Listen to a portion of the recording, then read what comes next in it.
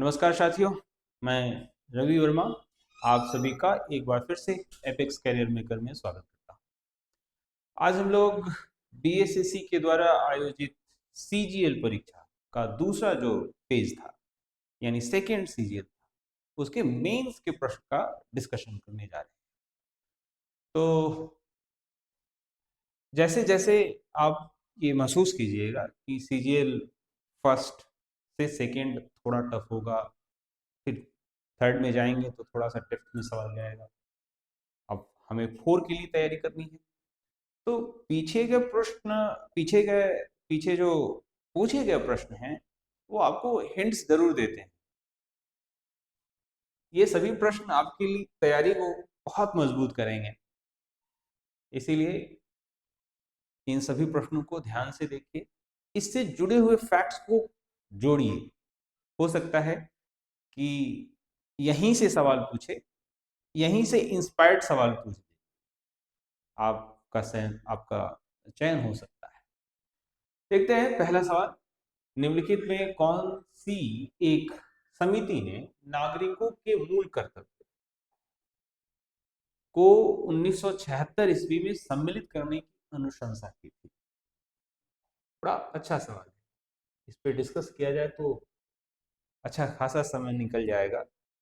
मेरी कोशिश ये रहेगी कि ज्यादा समय ना ले, लेकिन जितनी जरूरत है उतना डिस्कशन जरूर।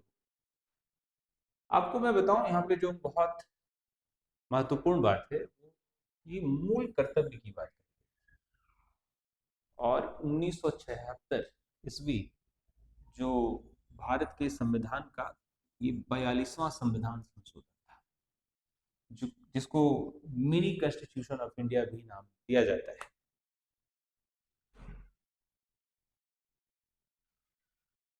लोकतांत्रिक व्यवस्था में एक व्यक्ति देश के साथ जुड़ सके, भरोसा जता सके, इसका प्रावधान तो संविधान में किया ही गया था, जिसे मौलिक अधिकार नाम दिया गया। और इस मौलिक अधिकार में आने वाले समय में परिवर्तन देखने को मिला। केशवानंद भारती विवाद आया और केशवानंद भारती विवाद ने भारत के संविधान की जो बेसिक स्ट्रक्चर है, मौलिक ढांचा है, उसको परिभाषित कर दिया। इंदिरा गांधी की जब सरकार थी तो उसने भारतीय नागरिकों को दिए जाने वाले अधिकारों में जो दूसरा हिस्सा था, directive principle of state policy, उसको थोड़ा मजबूत करने की कोशिश की और मौलिक अधिकार के जो कॉलम थे उसको कमजोर करने की कोशिश की। साथ ही साथ 42वें संविधान संशोधन में मौलिक कर्तव्य पर भी काफी काम हुआ था, और जो ये मौलिक कर्तव्य पहले 10 था, इसकी संख्या बढ़ी 11 हो गई। लेकिन ये सब अचानक नहीं हुआ, पहले से भी इस पे विचार चल रहा था और इसी क्रम में बहुत सारी कमेटियां बनाई गई। सरकार कोई भी डिसीजन रैंडमली नहीं लेता है, बल्कि इस डिसीजन के पीछे उसकी पूर्ण तैयारी रहती है और पूर्ण तैयारी के बाद वो कोई स्टेप उठाता है। तो यहां से सवाल जो बनेगा, मैं जो आपको अगर हिंट्स दूं कि क्या क्या आपको समझ कर जाना चाहिए, तो फंडामेंटल राइट में जो बदलाव अब तक हुआ, फंडामेंटल ड्यूटी में जो बदलाव अब तक हुआ, directive principle of state policy में जो बदलाव अब तक हुआ, या फिर जो इंदिरा गवर्नमेंट, ऐसे किसी प्रधानमंत्री से तो सरकार का नाम लेना थोड़ा अनुचित लगता है, लेकिन सामान्यतः बोलचाल के समझ के लिए हम मोदी सरकार या इंदिरा सरकार कहते हैं। तो इंदिरा गवर्नमेंट ने किस सोच पर इस संविधान संशोधन को किया था, क्योंकि ये एक मेजर संशोधन माना जाता है और इस संशोधन के पीछे की जो मानसिकता है उसे समझने का, उसे डिकोड करने का कोशिश करना चाहिए, है ना। तो इस समिति में स्वर्ण सिंह समिति, स्वर्ण सिंह समिति जो है वो काफी मानी जाती है। ये इसका उत्तर होगा इसी के अनुशंसा पर। एक बात और मैं बताऊं, जो समितियां हैं जो अब तक बनी, उनका अगर मोटा मोटी कैटेगराइजेशन किया जाए तो वो 3 कैटेगरी में है। मैंने आपके लिए यहाँ पर एक स्लाइड अलग से रखा है ताकि थोड़ा इस पर बातचीत किया जा सके। इससे पहला कमेटी जो है वो संवैधानिक या शासन से संबंधित, दूसरा जो कमेटी कॉलम बनता है आर्थिक वित्तीय सुधार, और तीसरा जो है सामाजिक एवं क्षेत्रीय सुधार। अब इसमें मसौदा समिति है, सरकारी आयोग है। अब एक संविधान के बनने की प्रक्रिया में जो भी है उसे तो आप देखते ही हैं, उसको मैं कहूंगा कि आप एक अवेयरनेस के रूप में जरूर लेके जाए। लेकिन उसके बाद जैसे सरकारी आयोग, ये केंद्र राज्य संबंध का परीक्षण किया 1983। स्वर्ण सिंह समिति अनुशंसित मौलिक कर्तव्य, यही जो प्रश्न पूछे पिछले प्रश्न में चर्चा था। आर्थिक वित्तीय सुधार को लेकर 1991 में नरसिम्हा केलकर समिति, कर सुधार को लेकर केवी कामत समिति 2020 में कोविड-19 के प्रभाव के लिए ऋण पुनर्गठन। सामाजिक में मंडल आयोग काफी बेंचमार्क है। मूलतः वीपी मंडल जो थे वो बिहार के पूर्व मुख्यमंत्री थे, फॉर्मर सीएम ऑफ बिहार, और उन्होंने ही इस कमेटी को हेड किया था। तो इन्हीं के नाम पर मंडल कमीशन, और इसके संस्तुतियों को वीपी सिंह की सरकार ने लागू किया था। और इस से एक नए वर्ग का उदय हुआ था जिसे कहते हैं ओबीसी। ठीक है। कोठारी आयोग, राष्ट्रीय शिक्षा नीति, न्यायमूर्ति वर्मा कमेटी, दिल्ली में जो दुष्कर्म घटना हुई थी उससे तो ये कुछ कमेटियां हैं। आपको हाल फिलहाल में जो कुछ कमेटी बनाई गई, जैसे उदाहरण के तौर पर मैं आपको हिंट्स देकर जाता हूँ। वन नेशन वन इलेक्शन, इस पे पूर्व राष्ट्रपति की कमेटी थी। ठीक है। तो कुछ ऐसी कमेटियां जो भी हाल फिलहाल में हैं उनको आपको देखकर जाना। अगला सवाल है, द टीन ड्रम किस नोबेल पुरस्कार विजेता की कृति? अब ये सवाल जो है ना आपको थोड़ा सा परेशान कर सकता है। यानी मैं जब इसका एनालिसिस कर रहा तो मैं सोच रहा था आखिर गुंटर ग्रास इसका उत्तर है। 1959-60 में इन्होंने ये कृति लिखी थी जिसके लिए नोबेल मिला। 2016 की परीक्षा है, आखिर ये क्यों अब पूछा गया? इसका उत्तर मैंने बड़ा सरलता से ढूंढा। क्या हुआ था? गुंटर ग्रास जाने माने साहित्यकार हैं और इनका निधन हो जाता है। निधन 2015। अब हमारे लिए क्या है ये समाचार। तो बीएसएससी वैसे सभी लोग जो जैसे भारत रत्न अवार्डी हैं या बुकर प्राइज अवार्डी हैं, नोबेल पुरस्कार विजेता हैं, ऐसे जाने माने जो भी हाल फिलहाल निधन भी हुआ है, तो वहां से भी सवाल होता है। द टीन ड्रम जिसके लेखक गुंटर ग्रास हैं, इन्हें नोबेल पुरस्कार मिला था। हमारे लिए सवाल इसीलिए बन पाए क्योंकि इनका हाल फिलहाल ये समाचार में थे। इनका अगले प्रश्न, अप्रैल 2015 में करंट अफेयर्स का सवाल है। अपने परमाणु संयंत्रों के लिए यूरेनियम के लिए संधि निम्नलिखित में से किस देश के साथ की? तो देखिए ये जो प्रश्न है वो करंट अफेयर से जुड़ा हुआ है। यानी कि मैं आपसे ये कह रहा हूं कि हाल फिलहाल का जो करंट अफेयर है उसे देख के जाए। इस प्रश्नगत के हिसाब से तो इसका उत्तर कनाडा था। निम्नलिखित देशांतरों में कौन सी रेखा भारत की प्रमाणिक यामांतर रेखा है? ये बहुत बहुत बेसिक सवाल। जैसे भारत के मानचित्र में 2-3 लाइन कितनी इंपॉर्टेंट है। सबसे पहला 23.5 मकर रेखा, कर्क रेखा, और ये 8 राज्यों से होकर गुजरती है। ये आपको ध्यान में रखना है। 82.5 जो हमारे लिए टाइम निर्धारण के लिए ये इम्पोर्टेंट है। ये इलाहाबाद की नहीं, अब मिर्जापुर जिला है, वहां से होकर गुजरती है। तो ये भारत का प्रमाणिक समय है। हालांकि भारत में संभावना है कि यहाँ पर दो टाइमलाइन कम से कम फॉलो किया जा सके, क्योंकि अरुणाचल अरुणाचल और गुजरात के टाइम में 2 घंटे का अंतर होता है सूर्योदय। सबसे पहला भारत में सूर्योदय अरुणाचल में होता है। यहाँ पर सबसे पहला सूर्योदय अरुणाचल। भारत में ब्रॉड गेज में दो रेल पटरियों के बीच की मानक दूरी क्या रखा है? Broad gauge. तो ब्रॉड गेज की जो दूरी होती है 1.676 मीटर होती है। ये सवाल क्या कहता है इसको समझ। तो भारत का जो रेलवे ट्रैक है वो अमेरिका, रशिया, संभवतः उसके बाद तीसरा सबसे बड़ा चीन के बाद तीसरा। तो भारत में रेल की पटरियों के बीच की दूरी स्टैंडर्ड रखी गई मीटर गॉज, जैसा कि नाम से है 1 मीटर गॉज। उसके बाद भी 3 मानक, मतलब ब्रॉड, मीटर और नैरो। तो सुविधा ज़्यादा से ज़्यादा इंस्टॉल किया जा सके, यात्रा ज़्यादा सहज हो सके, तो जो ब्रॉड गेज होता है वो 1676 मीटर यानी 1.67 मीटर, नैरो गेज 76 मीटर, मानक है 1.4 स्टैंडर्ड कहते हैं, और एक है मीटर 4। तो ये ध्यान में रखकर जाना है, ठीक है। भारत में अब अधिकतर जो है वो स्टैंडर्ड गॉज जो है इस्तेमाल किया जा रहा है, ब्रॉड गॉज। मिस वर्ल्ड 2015 जो चीन में आयोजित हुए थे, मेरिया लालगुना ने जीता था।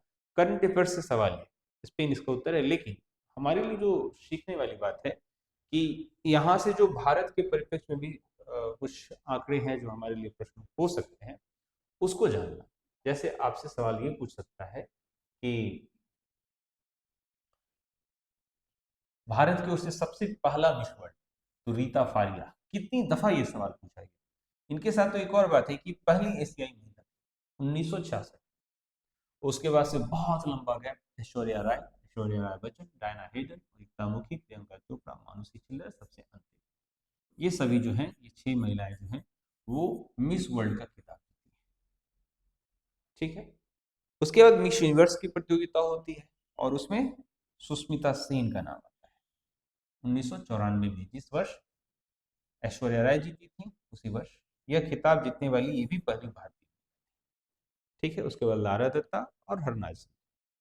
और मिशर्थ एक और होता है जो निकोल फारिया ने 2010 में। तो ये भारतीय ब्यूटी क्वींस हैं, इनको जानना है। साथ ही साथ जो करंट में अभी इन खिताबों को जीतने वाले हैं महिलाएं, उनका नाम और साथ ही उनका कंट्री आपको जान कर जाना। सही है, ये हिंट समय मिला।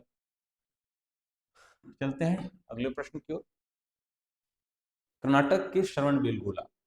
अब ये श्रवण बेलगोला जो है उसका संबंध तो इतिहास से भी है और इसका संबंध है गणित से भी। श्रवण बेलगोला याद कीजिए, चंद्रगुप्त मौर्य अपने जीवन का अंतिम समय यहीं पर बिताते हैं, है ना। और हर चीज धीरे धीरे छोड़ दिया जाता है, यानी निराहार रहा जाता है, और इस तरीके से वो अपना प्राण त्यागते हैं। श्रवणबेलगोला कर्नाटक में। ये गोमतेश्वर की मूर्ति प्रमुख जैन धर्म स्थल है। इस मूर्ति की ऊंचाई क्या है? इस मूर्ति की ऊंचाई, इस मूर्ति की ऊंचाई 32 फीट है। ठीक है, इस मूर्ति की ऊंचाई 32 फीट है। चलते हैं अगले प्रश्न की ओर। वी आर कृष्ण अय्यर जो दिसंबर 2014 में दिवंगत हुए, क्या? देखिए, जो अभी 8वां प्रश्न हम लोग कर रहे हैं और इसी क्रम में दो ऐसे व्यक्तियों के नाम जो निधन हुआ और वो काफी प्रख्यात लोग रहे, उनसे सवाल पूछा। तो हमारे लिए हिंट्स हो सकता है कि वैसे लोग जो प्रमुख हैं, अभी किसी भी तरीके से न्यूज में है, तो उन्हें हमें जानना। बी आर कृष्ण अय्यर जो थे प्रख्यात विधिवेत्ता। अगला, 14वें वित्त आयोग के अध्यक्ष कौन थे? 14वें वित्त आयोग, वित्त आयोग के बारे में थोड़ी चर्चा करते हैं। लिस्ट आपको मिल जाएगा। देखिए, वित्त आयोग से सवाल आएगा, वित्त आयोग क्यों जरूरी है इसे समझना है।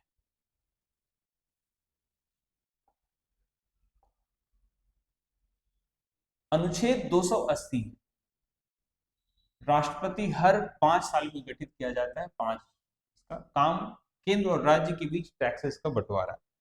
यानी आप समझें कि जितने भी राज्य हैं वहां पे कोई इकोनॉमिक एक्टिविटी होती है, वहां से जो टैक्स आता है वो सबका सब टैक्स जमा होता है और फिर इसका पुनर्वितरण होता है। तो ये पुनर्वितरण का जो काम है वो कौन करता है? तो भारत का वित्त आयोग करता है।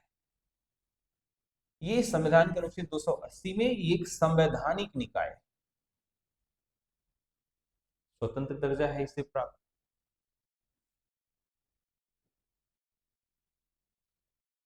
इसका उद्देश्य क्या है? राजस्व वितरण, है ना। और इसी क्रम में 2021-26 के लिए 15वां वित्त आयोग बना था। और हमारे लिए ये मामला है कि बिहार से एन के सिंह, जो कि जनता दल यूनाइटेड से राज्यसभा मेंबर थे, फॉर्मर ब्यूरोक्रेट भी थे, 15वें वित्त आयोग के अध्यक्ष थे। सवाल जो पूछा गया था वो 14वें वित्त आयोग से था, है ना। अब जो वित्त आयोग बना है, 16वां वित्त आयोग, ये भी जान के जाना है, वो अरविंद पनगड़िया को इसका अध्यक्ष बनाया गया। अरविंद पनगड़िया जो नीति आयोग से भी संबंधित है। चलते हैं ये कुछ बातें। तो क्या क्या ध्यान में रखना चाहिए था? अनुच्छेद 280, 5 साल संवैधानिक निकाय, उसके बाद से 16वें वित्त आयोग अरविंद पनगड़िया, है ना। उस प्रश्नगत के हिसाब से उत्तर कुछ और होता, लेकिन अब चलते हैं। भारतीय उपमहाद्वीप का 7वां सबसे पुराना विश्वविद्यालय पटना कब स्थापित हुआ? 1917। पटना विश्वविद्यालय कब स्थापित हुआ? पटना हाई कोर्ट कब स्थापित हुआ? पटना बंगाल से कब अलग हुआ? ये समस्त बातें हम लोग पीछे के किसी न किसी सेट में कर चुके हैं। अगला प्रश्न, पैसेज टू इंडिया। तो ये पैसेज टू इंडिया बड़ा इंटरेस्टिंग बुक है, जो 1920s या 20 से 30 के बीच में आप कह सकते हैं, ई एम फॉस्टर के द्वारा लिखा गया था। अमेरिका के थे, जाने माने पत्रकार थे, और उन्होंने भारत में जो उस समय स्वतंत्रता संग्राम चल रहा था, मूवमेंट चल रहा था, उसे संदर्भित बात उन्होंने लिखी थी। अगला प्रश्न, संयुक्त राष्ट्र का जलवायु परिवर्तन सम्मेलन 2015 कहाँ हुआ? तो जलवायु परिवर्तन से संबंधित जो ये प्रश्न है, ये 2015 है, तो निश्चित तौर पे करंट अफेयर्स का सवाल है। तो इसका उत्तर तो पेरिस है, फ्रांस, पेरिस। लेकिन हमें ये एक हिंट्स दे जाता है कि हमें पता करना चाहिए वर्तमान में जो भी है उसे देखना है। अगला है, among the believers India a million mutinous तथा एन एरिया ऑफ डार्कनेस पुस्तकों के लेखक कौन है? देखो, मैंने हिंट्स दिया है। वैसे भारतीय जो नोबेल पुरस्कार जीते हों, बुकर पुरस्कार जीते हों, वो बहुत महत्वपूर्ण है। और यह प्रश्न जो है वो वी एस नायपॉल के द्वारा ये पुस्तक लिखा गया है। और वी एस नायपॉल नोबेल पुरस्कार, साहित्य का नोबेल भी, और बुकर, याद कीजिए किसी न किसी सेट में मैंने आपको बताया था उनके बुक्स को लेकर, वी एस नायपॉल। अगला प्रश्न है, एजेलिक कर्बर, ये भी करंट अफेयर से है, 2016 ऑस्ट्रेलियन ओपन। तो मैंने आपको बताया कि 4 ओपन महत्वपूर्ण होता है ना। ऑस्ट्रेलियन ओपन है, यूएस ओपन है, विंबलडन है और फ्रेंच। इन चारों ओपन के क्रम, इनके विजेताओं में पुरुष, महिला और संयुक्त, ये करके जाना है। और ऑस्ट्रेलिया में पूछा कि महिला वर्ग का फाइनल सेरेना विलियम्स जो अमेरिका की है को हरा कर किस देश की निवासी ने जीता? तो एजली कर्बर जो है वो जर्मनी। ठीक है। अगला सवाल, राजस्थान के बीकानेर में 15 जून 2015 को 50 डिग्री सेल्सियस तापमान दर्ज किया गया। इसको फॉरेन हाइट में कितना दिखाया जाएगा? ध्यान रखना है 50 डिग्री सेल्सियस। अब ये एक फॉर्मूला बेस्ड है, इसको देख लेते हैं। सेल्सियस से फॉरेन हाइट कन्वर्ट करने के लिए यह फॉर्मूला इस्तेमाल किया जाता है। अब आप जो प्रश्न दिया गया उसके अनुसार जरा इस मान को यहाँ रखकर निकालने की कोशिश कीजिए। तो डिग्री सेल्सियस में क्या है? 50। निकालना क्या है? फॉरेन हाइट, है ना।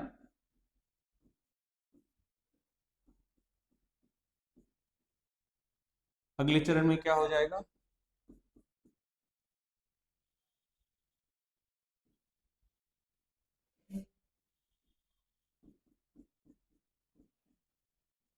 अगला स्टेप क्या हो जाएगा?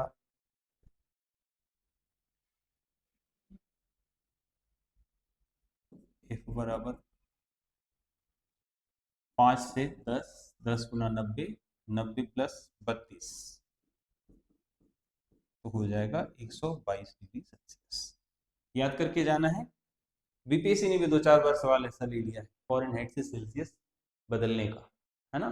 तो 50 degree Celsius equal to 50 degree Celsius equal to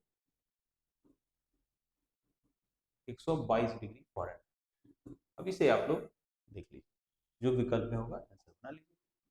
आगे चलते हैं। National mineral development corporation of India की हीरे की खान कहाँ है? तो ये भारत के जो खादान है, ये वाला हिस्सा जानना चाहिए। यह जो है वो पन्ना एक जगह है, पन्ना, पन्ना है मध्य प्रदेश। पन्ना क्या है? मध्य प्रदेश। ठीक है, national mineral development corporation of India, हीरे की खान, पन्ना। फिल्म पाथेर पंचाली किनके द्वारा निर्देशित है? पाथेर पंचाली भारतीय सिनेमा में बंगाली भाषा में बनने वाली एक कल्ट फिल्म मानी जाती है।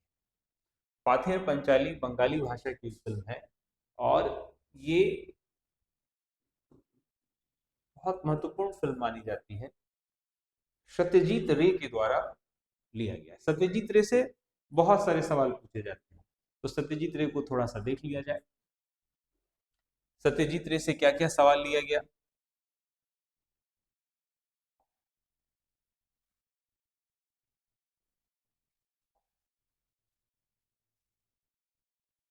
पहला तो सवाल आपसे ले लिया जाएगा सत्यजीत रे से कि ये कौन है। तो सत्यजीत रे जाने माने फिल्मकार है। क्यों महत्वपूर्ण है बाबू? तो सत्यजीत रे को, सत्यजीत रे को नोबेल, सॉरी, ऑस्कर, ऑस्कर 1992 में मानद ऑस्कर अवार्ड मिला था। बाद में इन्हें भारत सरकार ने 1992 में भारत सरकार के सर्वोच्च नागरिक सम्मान भारत रत्न से भी इन्होंने सम्मानित किया। इनकी एक हिंदी फिल्म है और संभवतः मैं जहां तक रिकॉल कर पाता हूं उनकी एक ही हिंदी फिल्म है और वो है शतरंज की खिलाड़ी। शतरंज की खिलाड़ी, शतरंज की खिलाड़ी, शतरंज की खिलाड़ी। संजीव कुमार उसमें एक्टर है। 1857 का जो अवध की जो नवाब को रिप्लेस किया गया था, तो उस दौरान की जो घटना है उसको यहाँ पर फिल्मांकित किया गया है। इन्हें एकमात्र भारतीय हैं जो ऑस्कर का इन्हें पुरस्कार मिला है। एकेडमी ऑनररी अवार्ड इन्हें मिला है। और इसके अलावा जो प्रश्न इनसे पूछा जाता रहा है, इनकी कुछ प्रमुख कृतियां तो हैं ही, जिसमें पाथेर पंचाली जैसे भी पूछा, आपू ट्रेबोलिजी, हपुर संसार, है ना। और साथ ही साथ इन्होंने जो बंगाली भाषा में साहित्यिक काम भी किया, उसमें एक कैरेक्टर है फेलुदा और वैज्ञानिक प्रोफेसर शंकु। ये किरदार काफी फेमस हुआ था। तो आपसे कभी पूछ देगा फेलुदा किरदार जो है वो किस प्रमुख साहित्यिक व्यक्ति के द्वारा निर्मित है, तो वो सत्यजीत रे। सत्यजीत रे भारतीय सिनेमा का एक सम्माननीय नाम। ठीक है, आगे चलते हैं। अंतर्राष्ट्रीय योग दिवस भारत के प्रधानमंत्री के द्वारा ही इसे शुरू करवाने में काफी योगदान उनका माना जाता है। ये 21 जून को मनाया जाता है। आज पूरी दुनिया इसे मनाती है, 21 जून। अंतर्राष्ट्रीय अहिंसा दिवस 2 अक्टूबर, अंतर्राष्ट्रीय योग दिवस 21 जून। राजकोषीय नीति का एक घटक नहीं है। देखिए, राजकोषीय नीति क्या होता है? ऐसी नीति जो मार्केट को कंट्रोल करने के लिए गवर्नमेंट करे। ठीक है, जो आरबीआई करती है वो मॉनेटरी पॉलिसी कहलाती है, जिसे हम मौद्रिक नीति कहते हैं। मौद्रिक नीति, ठीक है, मौद्रिक नीति। और ये जो राजकोषीय नीति है, इससे मनी सप्लाई कंट्रोल किया जाता है या तो मनी सप्लाई बढ़ाना हो तो सरकार क्या करता है, सब्सिडी दे देता है, अगर बढ़ाना हो तो सब्सिडी दे देता है, टैक्स एग्जिम्पशन कर देता है ना, ये सब काम करता है। अगर उसे सप्लाई घटाना हो तो क्या कर देगा, सब्सिडी है वो खत्म कर देगा, टैक्स जो है वो बढ़ा देगा, अलग अलग तरीके के चार्ज बढ़ा देगा। तो कराधान नीति हाँ ये है, सार्वजनिक ऋण नीति हाँ है, सार्वजनिक व्यय नीति हाँ है, व्यापार नीति जो है वो इसका हिस्सा नहीं है, और ये तीन जो है वो राजकोषीय नीति का हिस्सा है। व्यापार नीति, व्यापार के लिए स्पेसिफिक मंत्रालय है, वित्त एवं वित्त विभाग जो होता है वो इसे वित्त मंत्रालय। अगला है गंगा की सहायक नदियां जो नीचे वर्णित है कौन उत्तर की ओर प्रभावित होती है। तो गंगा की ये सभी सहायक नदियां हैं, गंडक, सोन, घाघरा, कोसी। लेकिन कोसी, घाघरा और गंडक को आप उत्तर हिस्सा में देखें, इसे मानचित्र से समझते हैं। अब ये गंगा नदी है ना, आप ये देखिए ऋषिकेश, हरिद्वार, रामगंगा, ये गंगा नदी का धारा है, ठीक है। अब जो नाम जो दिया गया है देखिएगा, गंडक, घाघरा, है ना, कोशी, ये तीनों नाम, तो ये नॉर्दर्न साइड से है। और जो सोन नदी है जो अमरकंटक की पहाड़ी से निकलती है, ये पटना में आके मिल रही है, ये साउथ से, ठीक है। इसके अलावा इस रिवर सिस्टम में यमुना नदी भी आता है। गंगा नदी की एकमात्र ऐसी रिवर यमुना है जो हिमालय से शुरू होती है लेकिन दक्षिण से आकर गंगा को ज्वाइन करती है। तो ये भारत की सबसे प्रमुख रिवर सिस्टम में से एक है, आपको ये बात ध्यान रखना है। मथुरा बहुत सारी नदियों को अपने आप में मिलाती है, जिसमें बानस, चंबल, काली सिंध, पार्वती, सिंध, बेतवा, जामनी, दाशा, बिरमा, सोनार, केन, ये सभी हैं। तो ये ध्यान, ठीक है, ये सभी नाम को ध्यान रखना पड़ेगा। जब मैं ज्योग्राफी में स्पेसिफिक ड्रेनेज सिस्टम लेकर आऊंगा तो इस पर थोड़ा और ज्यादा चलते हैं। एक सवाल और था इसमें जो बार बार पूछा जाता रहा है, कोसी नदी को, कोसी नदी को बिहार का शोक माना जाता है, ठीक है। अगला है 35वें राष्ट्रीय खेल जिसका प्रतीक चिन्ह ग्रेट हॉर्निबल था। देखिए ये जो 35वां राष्ट्रीय खेल जो था वो केरल में आयोजित किया गया, जहां पर ग्रेट हॉर्निबल एक बर्ड है, चिड़िया है, तो उसको प्रमोट किया गया, ठीक है, उसको चिन्ह बनाया गया, केरल इसका उत्तर। अगला प्रश्न, सर्वोच्च न्यायालय का न्यायाधीश अपना पद त्याग कर सकता है, पद लिखकर राष्ट्रपति को, सही है, मुख्य न्यायाधीश को। तो सर्वोच्च न्यायालय का जो सर्वोच्च न्यायालय का जो न्यायाधीश है वो राष्ट्रपति को ही संबोधित करके